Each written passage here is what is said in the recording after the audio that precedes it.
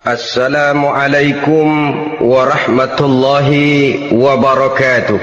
Waalaikumsalam warahmatullahi wabarakatuh. Bismillahirrahmanirrahim.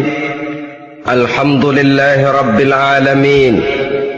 Wassalatu wassalamu ala ashrafil anbiya'i wal mursalin wa ala alihi wa ashabihil mujahidin at-tahirin, amma ba'du. Bersabda Rasulullah sallallahu alaihi wasallam, "Iza sarratka hasanatuka wa sa'atka sayyi'atuka fa anta mu'min." Apabila perbuatanmu yang baik menyebabkan engkau bahagia, apabila perbuatanmu yang baik menyebabkan engkau gembira, dan perbuatanmu yang jahat menyebabkan engkau jadi susah, itulah tanda bahwa di hatimu masih ada iman. Artinya, belum tentu orang yang berbuat baik merasa bahagia dengan kebaikan yang dikerjakannya. Dan tidak selamanya orang yang berbuat jahat sanggup menyesali perbuatan jahatnya. Oleh karenanya, apabila iman masih ada, apabila hati masih hidup, perbuatan yang baik menyebabkan orang gembira, perbuatan yang jahat menyebabkan orang susah dan gelisah hatinya. Ini mengandung pelajaran. Sekali kita berbuat baik, jangan sekali-kali menyesali kebaikan itu. Sebaliknya, satu kali kita melakukan kesalahan, hendaknya selalu menyesalinya. Kadang-kadang dalam kehidupan, karena orang tempat kita berbuat baik itu rupanya membalas air susu dengan air tuba, kita lalu menyesali kebaikan. Lahirlah kata-kata, "Nyesal saya nolong dia." Ibarat pepatah katanya, nolong anjing kejepit. Waktu kejepit setengah mati kita tolongin, begitu selesai dia dari kejepitnya malah kita digigitnya. Saudara hadirin yang saya muliakan, dalam kehidupan sehari-hari barangkali ini kena filsafat yang disebut dorong mobil mogok. Ketika mobil mogok setengah mati kita dorong, begitu mesin hidup ditinggalkannya kita di belakang. Sesungguhnya perbuatan kita yang baik tidak harus disesali, karena disesali atau tidak, toh perbuatan itu sudah kita lakukan. Dan penyesalan atas segala kebaikan hanya akan mengurangi nilai pahala kebaikan itu sendiri. Berbahagialah apabila berbuat baik, walaupun orang yang kita melakukan kebaikan membalasnya dengan kejahatan. Menyesalah apabila berbuat kesalahan, apabila melakukan dosa, karena itu pertanda nilai iman yang masih hidup dalam jiwa kita. Saudara-saudara kaum muslimin yang berbahagia, jadi sungguh pun pahala dan dosa sesuatu yang abstrak, efeknya jelas dia mendatangkan kebahagiaan atau membawa kepada kegelisahan batin di dalam kehidupan manusia. Orang di zaman materialis kurang terangsang berbuat pahala dan terdorong melakukan dosa. Kenapa? Karena pahala tidak kelihatan, dosa tidak nampak. Kalau pahala kelihatan, barangkali nggak kuat kita mikul pahala. Kalau dosa benjol, umpama tiap bikin dosa palanya benjol, barangkali sudah nggak karu-karuan kepala kita. Baik pahala, baik dosa, sesuatu yang tidak nampak oleh pandangan mata zahir, tapi yang punya efek dalam kehidupan ini. Orang yang banyak pahalanya dengan orang yang banyak dosanya, kalau dia berjalan barangkali sulit kita membedakan. Tapi efeknya dalam kehidupan ini jelas adanya. Sesuatu yang bernama pahala kita perlukan, karena hidup tidak berhenti hingga di sini. Sesuatu yang bernama dosa harus kita hindarkan, karena ada kelanjutan sesudah hidup yang sekarang ini, kehidupan dari satu pertanggungan jawab. Itu sebabnya Imam Ghazali dalam bahasa yang indah sekali berpesan, "Jaddidis safinah fa innal bahra amiq wa khuziz zad fa innas safara ba'id." Perbarui selalu kapalmu, rawat, jaga baik-baik, dandani kapalmu, fa innal bahra amiq, karena sesungguhnya lautan ini sangat dalam. Satu bahasa yang indah dari tamsil terhadap kehidupan. Perbaiki kapalmu karena lautan ini sangat dalam. Artinya jaga baik-baik hatimu, pelihara iman dan keyakinanmu, karena hidup ini bagaikan gelombang lautan, tempo-tempo air tenang, tempo-tempo ombak menggila dan menggunung. Jaga iman baik-baik karena hidup penuh dengan cobaan dan ujian. Itu maksudnya. Wa khuziz zad fa inna safara ba'id. Dan bawa bekal yang banyak karena perjalanan hidup ini sangat panjang. Perjalanan ini sangat jauh. Kita kalau pergi keluar kota tentu saja membawa bekal. Makin jauh kota yang akan kita tuju, makin banyak bekal yang harus kita bawa. Alangkah sengsaranya manusia apabila dia akan pergi ke satu kota yang jauh, modalnya cuma nekat. Bagaimana nanti di sana sajalah. Tidak membawa bekal sebagaimana yang sewajarnya. Hal yang semacam ini senangnya sih belum tentu, keblangsak dan susahnya sudah kebayang. Itu dalam kehidupan di dunia ini. Bagaimana kalau sudah bicara tentang kehidupan yang akan datang? Karena sesungguhnya hidup ini merupakan satu perjalanan yang sangat panjang. Sejak kita tinggal di alam arwah, pada saat jasad belum lagi diciptakan Allah, ruh sudah diciptakannya lebih dahulu. Sampai kemudian kita pindah ke alam rahim, alam kandungan ibu, untuk kemudian berpindah kepada kehidupan dunia. Dari dunia ini kita pindah ke alam barzakh. Di sana tinggal kita 100 tahun mungkin, 100.000 tahun mungkin, 1 juta tahun mungkin, menunggu saat datangnya kiamat. Lalu dari alam barzakh pindah kita ke alam akhirat. Satu perjalanan yang sangat panjang. Alangkah malangnya, alangkah sengsaranya jika tahu kita begitu panjangnya perjalanan hidup ini, tidak ada bekal yang kita bawa. Artinya kesengsaraan, kesulitan yang bertali-tali sudah jelas akan menimpa kita.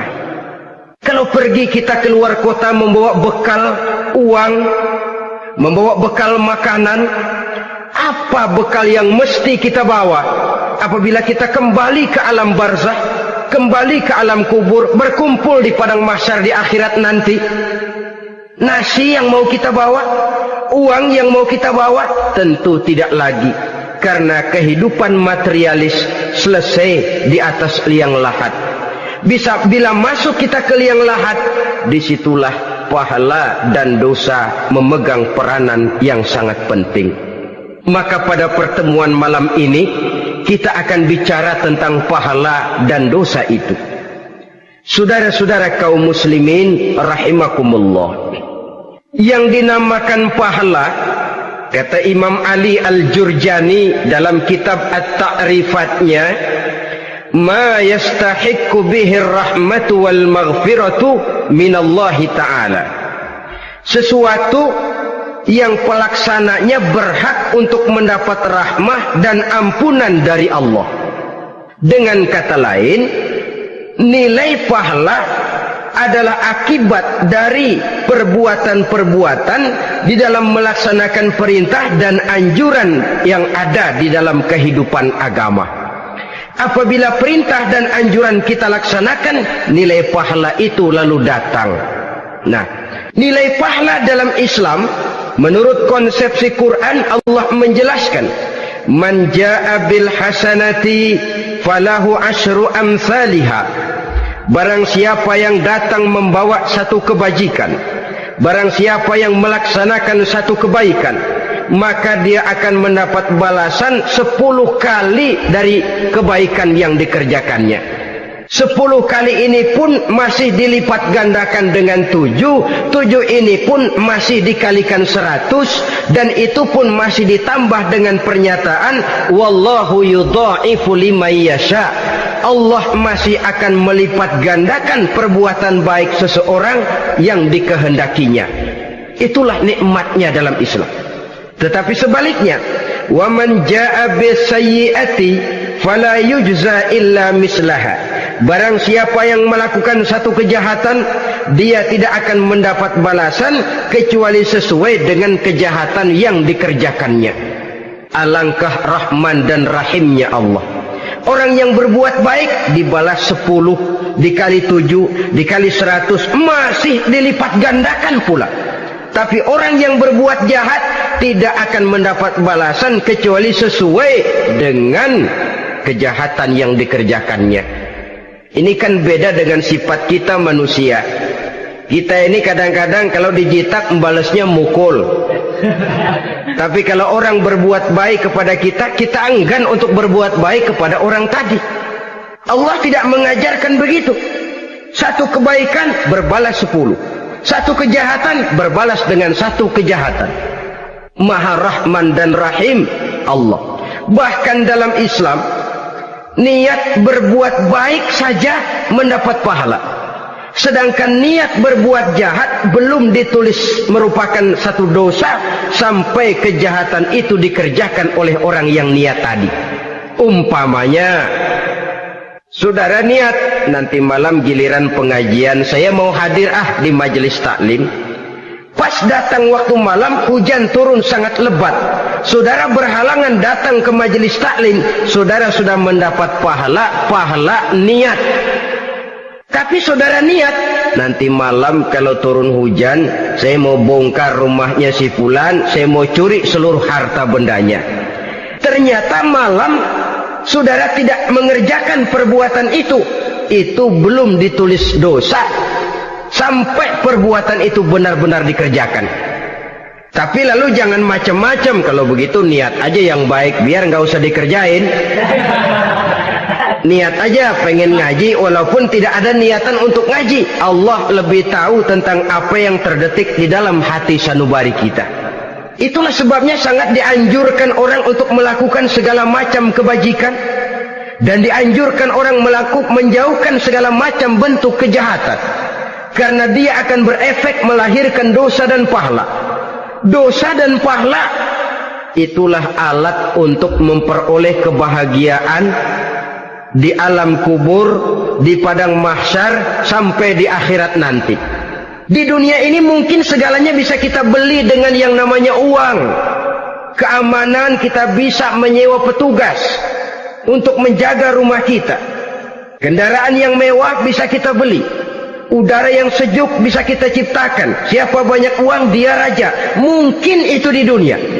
Tapi bisa apa uang kalau kita sudah masuk ke alam kubur? Bisakah munkar nakir kita sogok? Udah karkir, jangan nanya nih, cepet.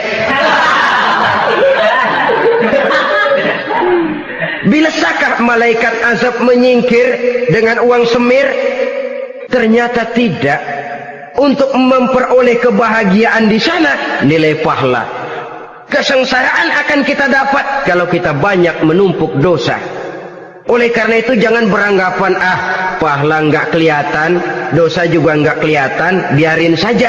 Yang tidak kelihatan ini pada waktunya akan memegang peranan yang sangat penting. Tapi tidak cuma untuk menghadapi hidup di situ, kita lalu harus berbuat baik dan meninggalkan yang jahat.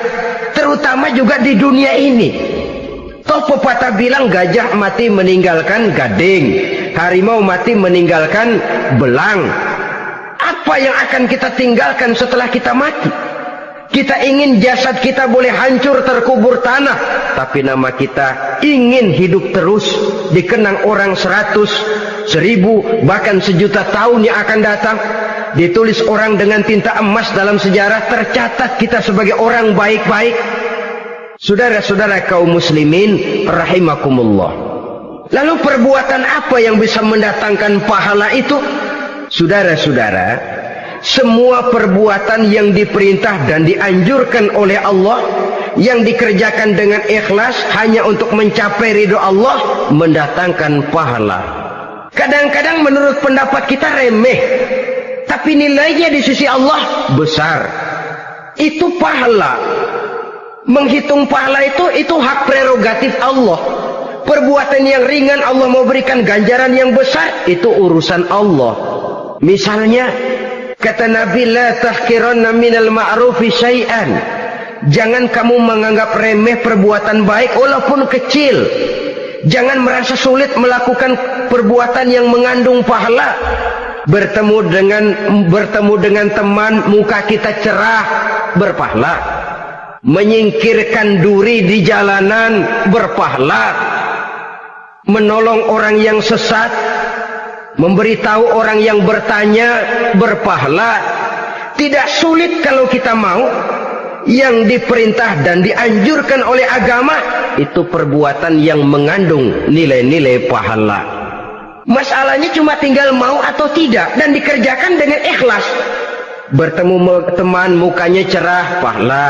Menyingkirkan duri di jalanan, pahala. Sodakoh, pahala. Tidak berupa perbuatan, bisa berupa ucapan. Misalnya bersolawat, pahala. Bertasbih dan bertahmid, pahala. Kata Nabi, kalimatani khafifatani 'alal lisan, saqilatani fil mizan.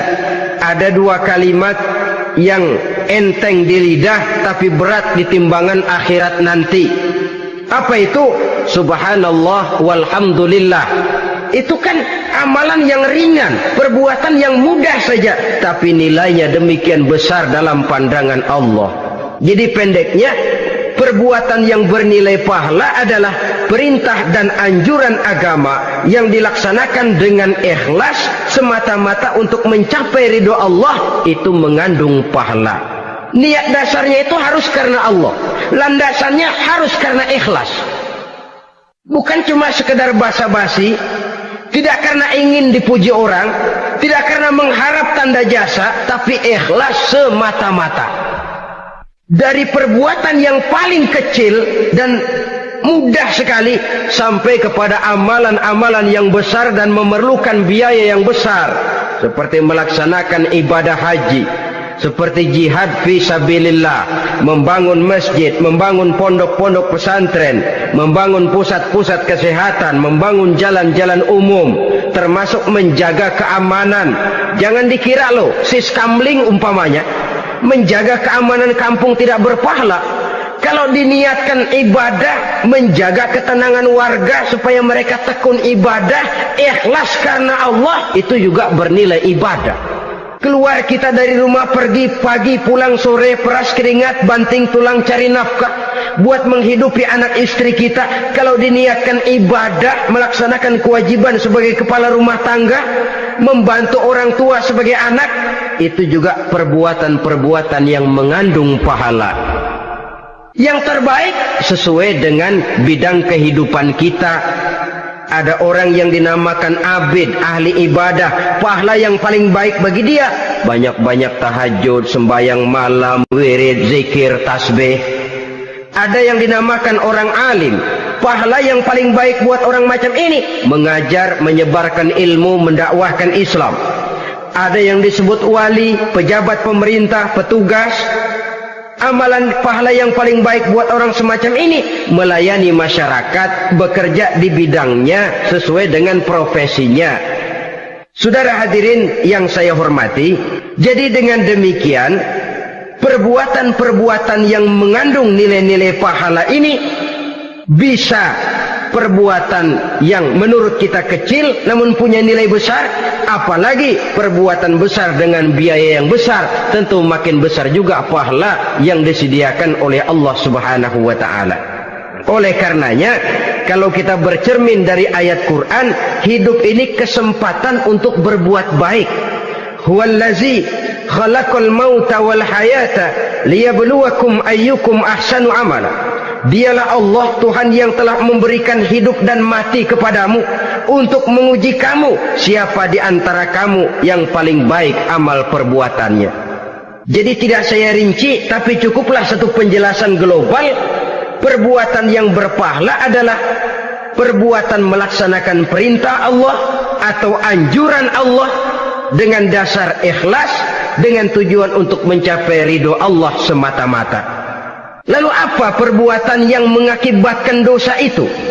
Saudara-saudara, dosa lahir akibat melakukan larangan Allah atau mengerjakan yang dicelaknya. Nah, para ulama ada yang membagi dosa itu menjadi dua bagian. Ada dosa-dosa kecil, ada dosa-dosa besar.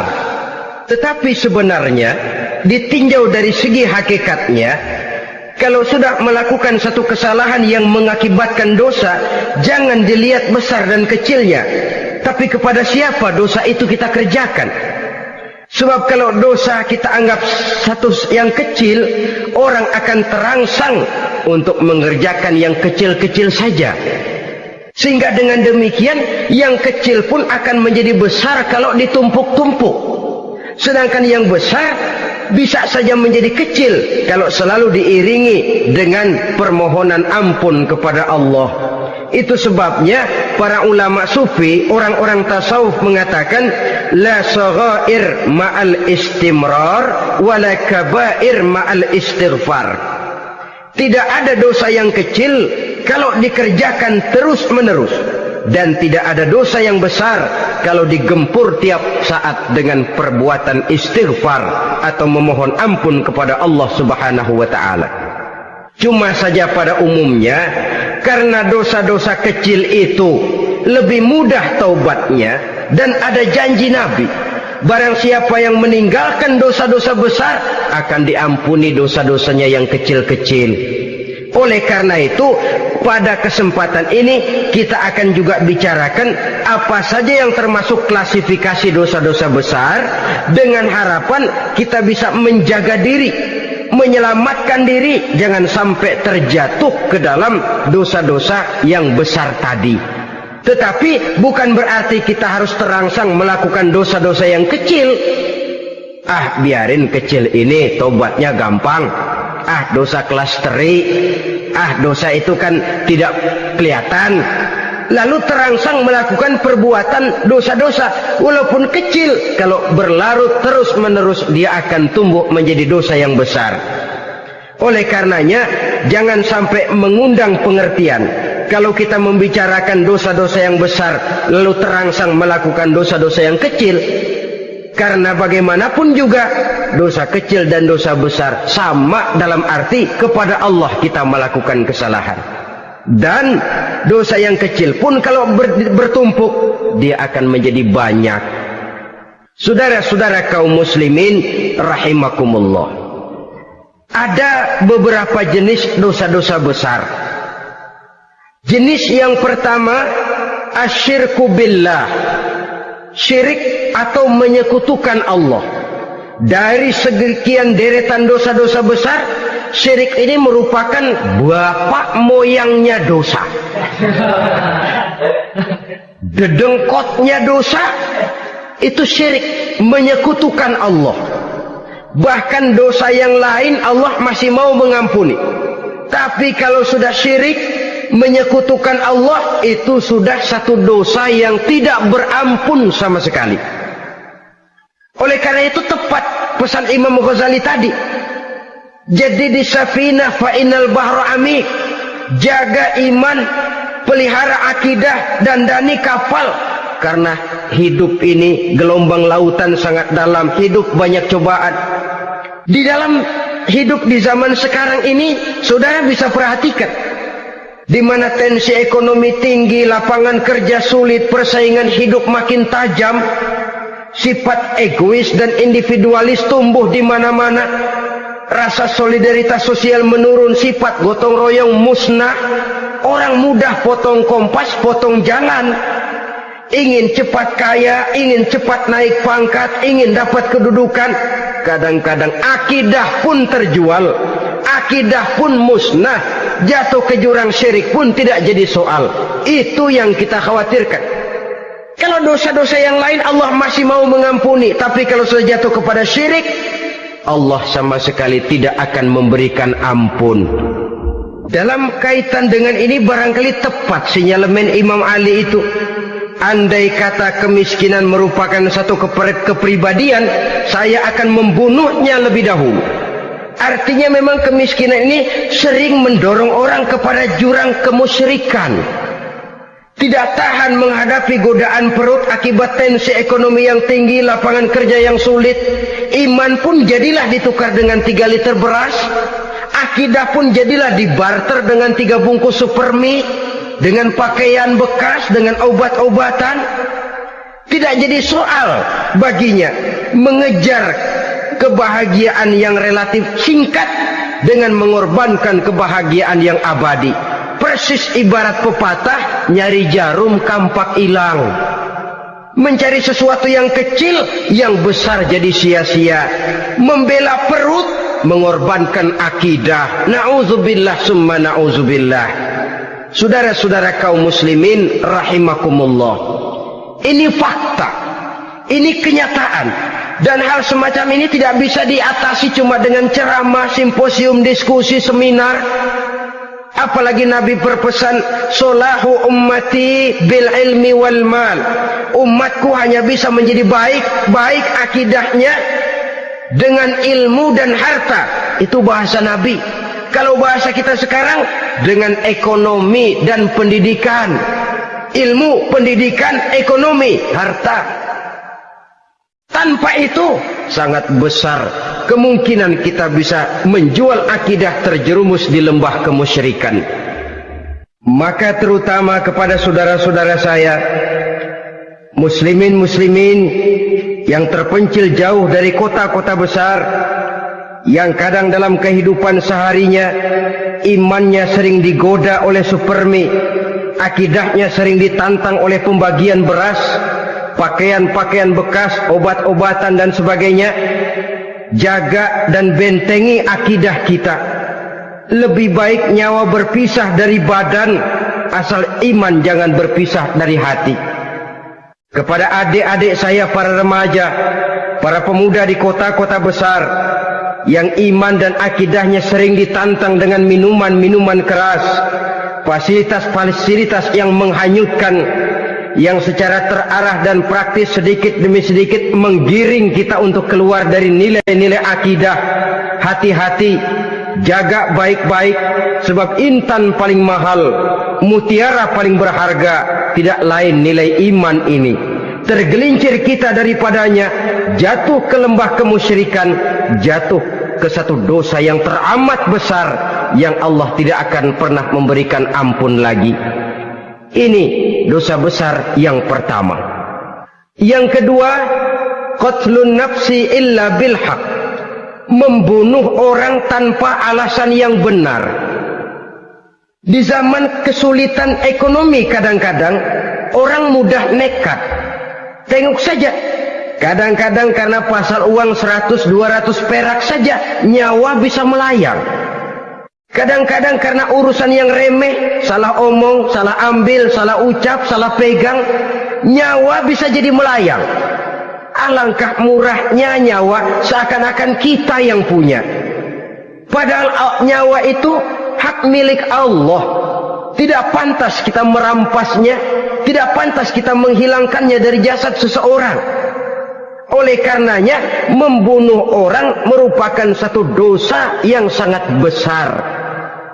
Jangankan kepada orang yang seakidah, orang yang lain akidah saja pun, kalau dia hidup berdamai, rukun, berdampingan, kita harus melindungi. Apatah lagi teman seakidah sendiri. Saudara-saudara kaum muslimin rahimakumullah, pantas kalau Nabi menyatakan apabila dua orang Islam sudah saling berkelahi, berbunuh-bunuhan, al-qatil wal maqtul finnar, yang membunuh dan yang dibunuh dua-duanya sama-sama masuk neraka. Sahabat heran, ya Rasul, kalau yang membunuh masuk neraka sih wajar, tapi yang terbunuh kok neraka juga, kenapa? Kata Rasul, sebenarnya dia juga cuma sudah niat untuk membunuh, cuma keduluan saja. Andai kata dia tidak terbunuh, tentu dia yang akan membunuh. Saudara-saudara kaum muslimin rahimakumullah, Islam sesuai dengan namanya adalah agama damai. Kita tidak boleh mencari-cari musuh, walaupun tidak boleh lari kalau bertemu musuh. Oleh karenanya, pantang seorang muslim menimbulkan benih keonaran menjadi biang kerok buat lingkungannya. Sesuai dengan namanya, seorang muslim adalah seorang yang dalam hidup senantiasa berusaha menebarkan salam, menebarkan kedamaian, ketenangan dan ketentraman. Dengan prinsip, musuh jangan dicari, bertemu pun jangan lari. Yang ketiga, termasuk dalam kelompok dosa besar ini, syurbul khamr, meminum minuman keras. Termasuk di dalam kata khamr ini ganja, morfin, narkotik. Sebab apa? Jenis minuman semacam itu tidak hanya merusak keadaan sekarang, tapi sekaligus merusak kehidupan yang akan datang. Kalau itu jatuh di tangan generasi muda, artinya kan merusak kehidupan masa depan daripada suatu bangsa. Karena apa? Remaja dan pemuda merupakan bentuk miniatur daripada kehidupan bangsa. Akan bagaimana warna umat Islam di Indonesia, bahkan akan bagaimana warna Indonesia 30, 40, 50 tahun yang akan datang, remaja sekarang jawabannya. Kalau remaja kita sekarang ini kerjanya cuma bisa nyekek botol, insya Allah bangsa Indonesia 30-40 tahun yang akan datang akan tumbuh menjadi bangsa teler. Tidak banyak yang bisa kita harapkan. Remaja adalah gambaran masa depan dari satu bangsa, dari satu umat. Dan remaja itu di dalam dirinya secara fitrah terkumpul semua bakat, terdapat semua kemungkinan. Kita ini lahir membawa sifat pemimpin, tapi juga membawa sifat pengacau. Kita ini ada bakat jadi orang jujur, ada bakat jadi pengkhianat. Kita ini ada bakat menjadi orang baik-baik, kita juga punya bakat jadi biang kerok. Kita kemungkinan bisa jadi pemimpin bangsa, tapi juga bisa menjadi pemimpin bangsat. Nanti lingkungan dan pendidikan akan menumbuhkan, membentuk mana yang tumbuh lebih subur. Kalau lingkungan dan pendidikannya lebih banyak bercerita tentang kejujuran, maka nilai kejujuran yang akan tumbuh lebih banyak dalam jiwanya. Dan insya Allah diharapkan dia akan menjadi manusia yang jujur di kelak kemudian hari nanti. Dan masalah minuman keras ini sebenarnya berkait. Kita tidak bisa cuma menyalahkan remaja saja, menyalahkan pemuda saja, karena bagaimanapun masalahnya kompleks. Menghancurkan sesuatu tanpa melihat kausalnya, tanpa melihat sebab akibatnya, kan sama juga bohong. Kemungkinan karena broken home, kemungkinan karena pergaulan, kemungkinan karena kurang perhatian orang tua, kemungkinan karena akibat bacaan, tontonan, atau fasilitas berupa dibukanya pabrik-pabrik minuman keras, dijualnya minuman-minuman keras, di warung-warung yang remang-remang, yang memberikan kenikmatan, kebahagiaan, dan kebanggaan tersendiri, sehingga akhirnya orang terangsang untuk datang dan minum di sana. Pada dasarnya memang sepele, cuman minum, nggak ngerugiin orang lain kan? Iya, pada waktu minum. Tapi dikala sudah mabuk, out of control, apapun bisa kita lakukan. Yang kita ucapkan kita tidak sadari lagi, yang kita kerjakan tidak kita sadari lagi. Dikala itu segala macam kejahatan bukan sesuatu yang tidak mungkin untuk kita laksanakan. Nggak ngerugiin orang lain, memang pada saat mau minum. Tapi begitu minum, mabuk, kita bisa merugikan orang lain. Setidaknya merugikan diri sendiri. Pertumbuhan IQ menjadi lemah, semangat kehidupan hilang, gairah kerja menurun, kalau tidak ada sama sekali. Lalu apa yang bisa kita lakukan di dalam kehidupan? Dan akan lebih celaka kalau ini menimpa kehidupan generasi muda kita. Kadang-kadang yang ironi ya, kalau yang orang tuanya mampu barangkali masih tertolong, tapi yang orang tuanya kondisi ekonomi lemah masih kepengen teler juga. Orang tuanya nggak mampu masih pengen mabuk. Dari ganja, morfin nggak dapat, akhirnya kaleng cet diisepin. Yang penting kan bisa teler, mendatangkan satu kebahagiaan tersendiri. Itu sebabnya memang satu kejahatan menurut teori polisi ya, hanya bisa terjadi karena faktor N dan K, niat dan kesempatan. Niat ada, kesempatan ada, jadi orang jahat. Kurang salah satunya, biasanya kejahatan terbendung. Niat ada, kesempatan tidak ada, sulit berbuat jahat. Kesempatan ada, niat tidak ada, tidak mungkin orang jahat. Tapi yang paling dominan sebenarnya niat. Kalau niat sudah kuat, kesempatan bisa dicari. Kesempatan bisa diciptakan. Biar Hansip nongkrong, ditungguin lengahnya. Iya biarin. Jam 11 sampai jam 2, matanya melotot. Jam 3 dia mulai ngulet, ngempet. Nah, di saat itu saya masuk ke rumahnya. Kalau niat kuat, kesempatan bisa diciptakan. Dan kalau sudah niat, ini masalah hati. Kalau sudah masalah hati, menyangkut soal moral. Moral artinya sudah masuk kepada kehidupan agama. Saudara-saudara kaum muslimin rahimakumullah. Yang keempat yang termasuk jenis dosa besar, az-zina, perbuatan zina.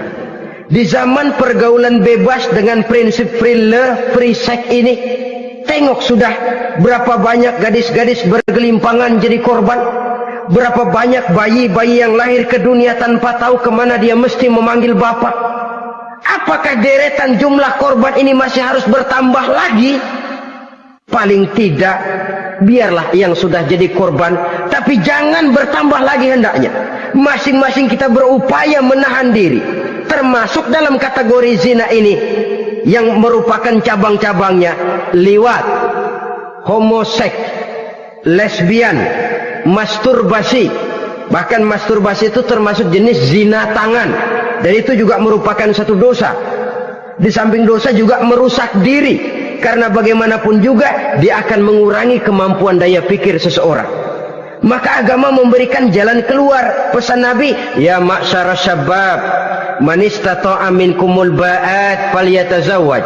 Hai para pemuda, kata Nabi, barang siapa di antara kamu yang sudah bisa ba'at, yang sudah mampu ba'at. Ba'at itu artinya memberikan nafkah, baik nafkah zahir maupun nafkah batin. Falyatazawwaj, maka hendaklah dia kawin. Jadi yang maksud ba'at ini ya nafkah zahir, ya nafkah batin. Kita kadang-kadang cuma bisa ngasih nafkah batin saja sudah merasa pokoknya kan saya sanggup untuk kawin, lalu kawin tanpa kehilangan, dengan kehilangan pertimbangan. Saudara-saudara, wa in lam yastati, adapun kalau dia belum mampu, fa alaihi bisyam, hendaknya dia banyak puasa. Fa innahu lahu wija, karena puasa itu akan merupakan benteng jangan sampai orang memperturutkan hawa nafsunya. Andai kata puasa belum hobi, banyaklah olahraga para pemuda, para remaja. Karena dengan olahraga, pemikiran untuk memperturutkan hawa nafsu agak sedikit terkendali dan energi tersalurkan dalam bentuk yang positif. Pendeknya kreatif, banyak kegiatan.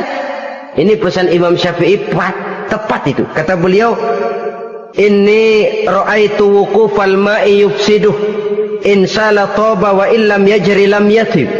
Aku melihat air kalau diam rusak, tapi kalau dia mengalir jernih. Air kalau ngendap, nggak ngalir, nyamuk nyarang di situ, bisa jadi sumber penyakit. Manusia hidup begitu. Kalau nggak punya kegiatan, nggak kreatif, kerjanya cuma delohom, ayam-ayam, akhirnya jadi ngerusak. Ngomongin orang, Jano ngapa? Ano. Kebangetan nggak ngapa-ngapain, orang aja dipontenin, orang diomongin, lahirlah namimah, lahirlah ribah.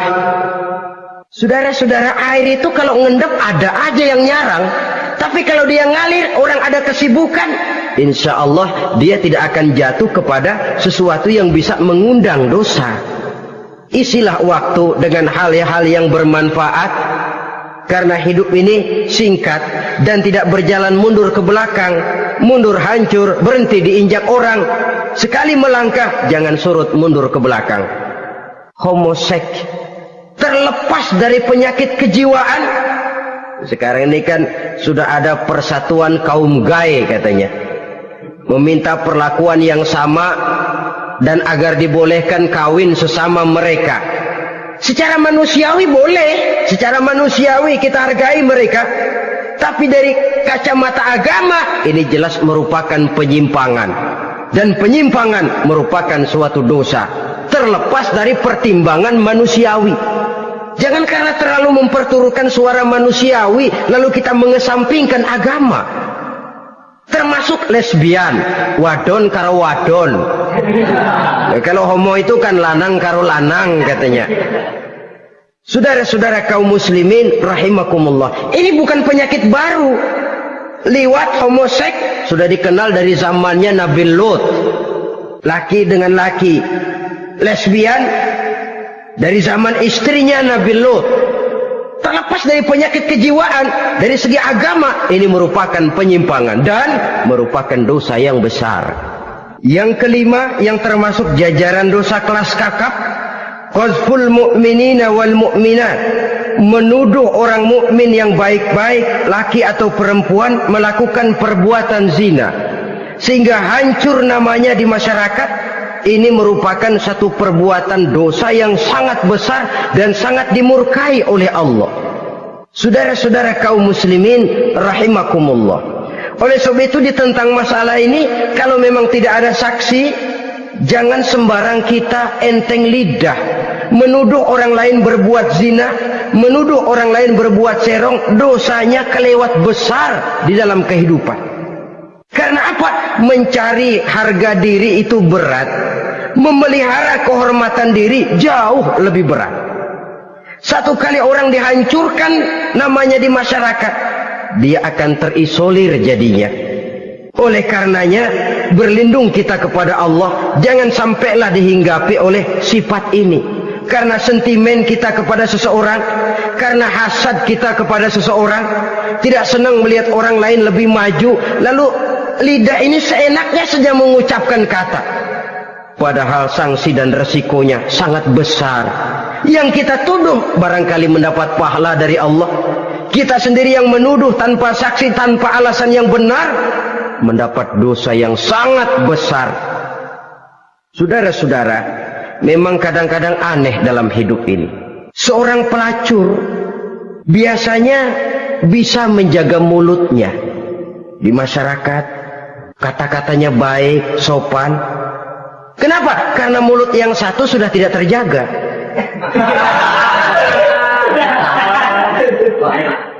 Kita kadang-kadang kehormatan bisa kita jaga, tapi mulut tidak terkontrol. Ngomong saenake dewe, bikin orang mangkel, kesal, fitnah sana, fitnah sini, menghancurkan nama baik orang, ngomongin yang macam-macam. Bagai-bagai macamlah caranya.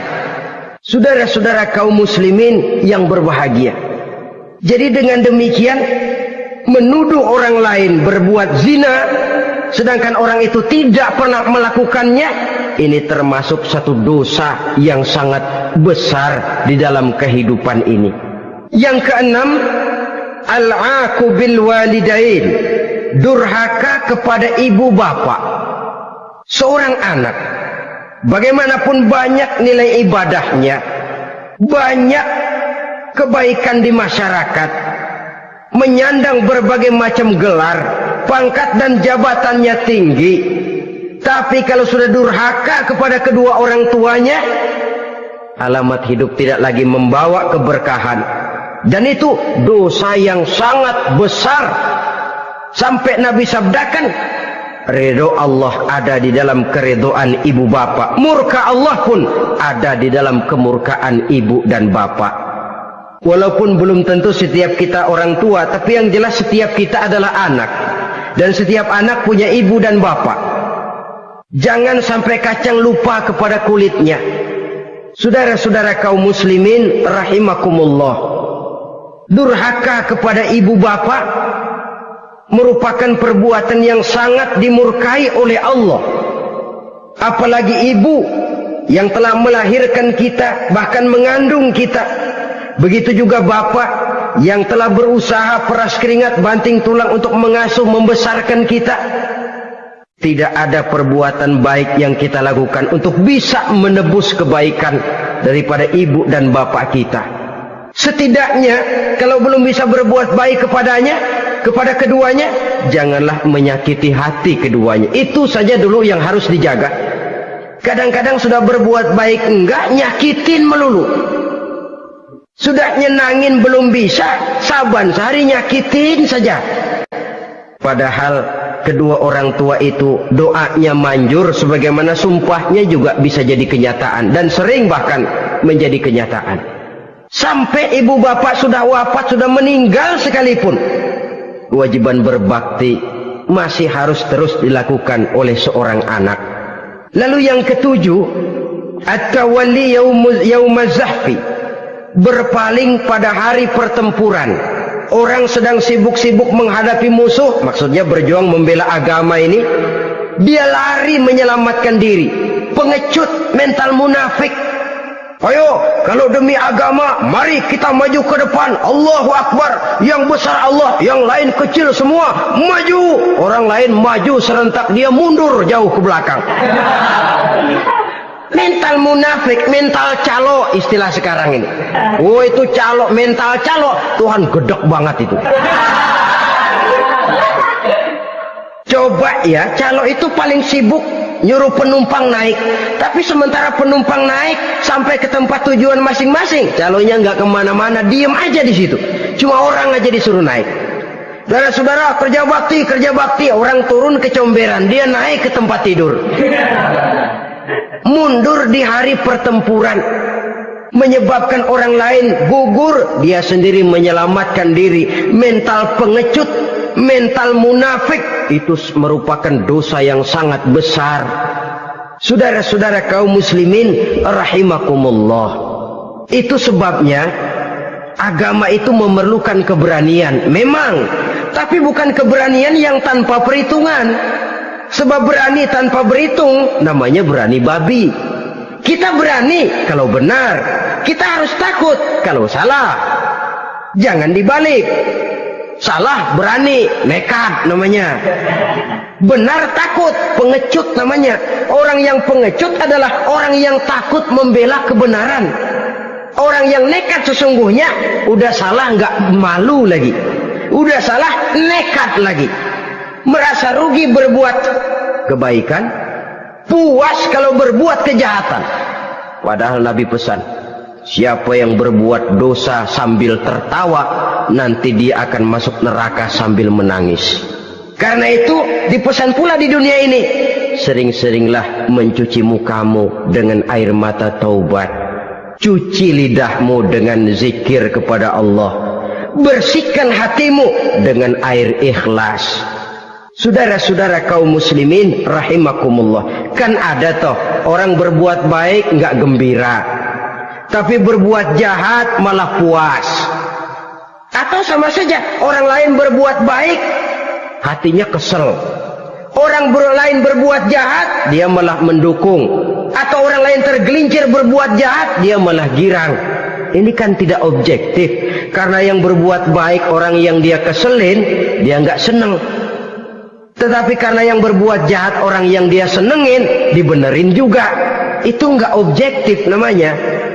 Mundur di hari pertempuran pada saat saudara-saudara kita sedang menghadapi musuh, sikap pengecut yang sangat dibenci Allah. Yang kedelapan, termasuk kelompok dosa besar, aklu malil yatim, makan harta anak yatim. Kadang-kadang ada orang mengeksploitir loh nasib anak-anak yatim. Karena biasanya para dermawan peka kalau mendengar nasib yatim, memberikan santunan. Si yatim belum makan, yang ngurusin udah pada kenyang. Mengeksploitir, memakan harta anak yatim termasuk dosa yang sangat besar. Sehingga Nabi pesan, ana wa kafilul yatim kahataini yaumal qiyamah. Aku dan orang yang menyantuni anak yatim seperti dua jari ini di hari kiamat.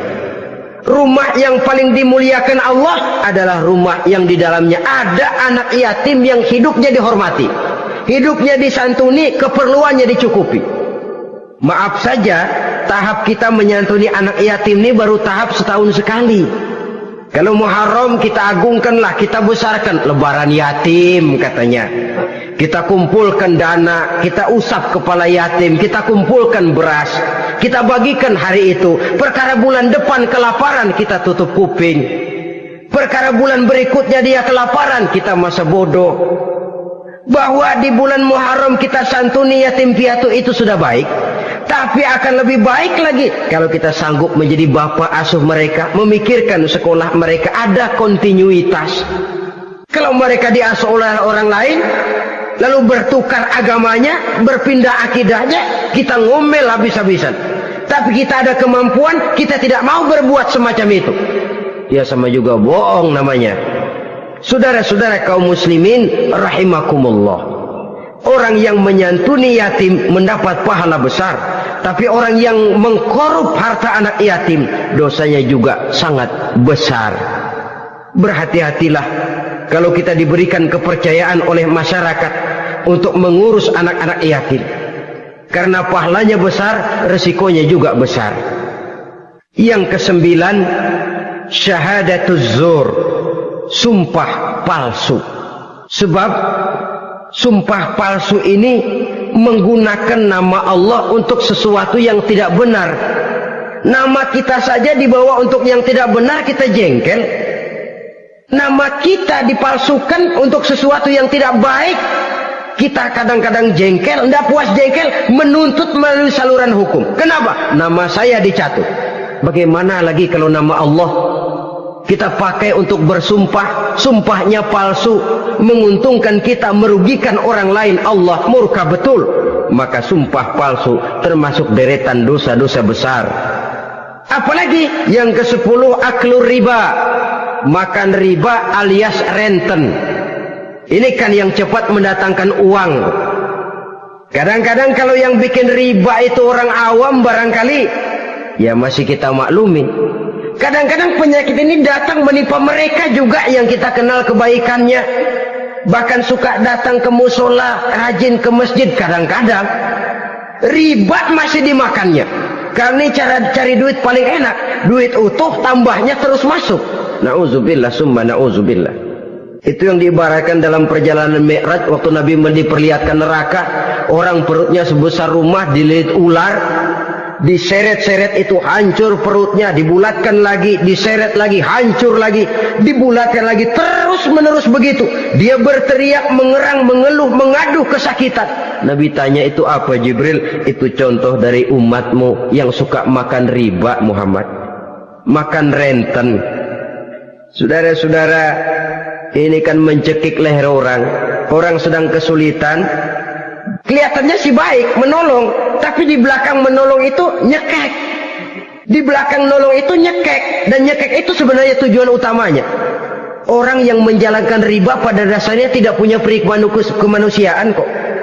Kalau dia kelihatannya mau menolong, kelihatannya motifnya mencari untung di belakang itu. Jauh dari kemanusiaan. Yang ke-11, saudara-saudara, termasuk jajaran dosa besar itu qat'ur rahim, memutuskan silaturahmi. Marah, hobi sama marah. Kalau 3 hari nggak marahan sama orang, ngebet palanya. Selalu nyari gara-gara. Kalau udah marah berlaku perpanjangan waktu. Tahun, 2 tahun, kadang-kadang seumur hidup. Saudara hadirin yang saya muliakan. Apalagi mengurangi timbangan termasuk kelas dosa besar. Makan suap termasuk dosa besar. Semir menyemir dosa besar. Apalagi bunuh diri. Nah ini, bunuh diri dosa besar.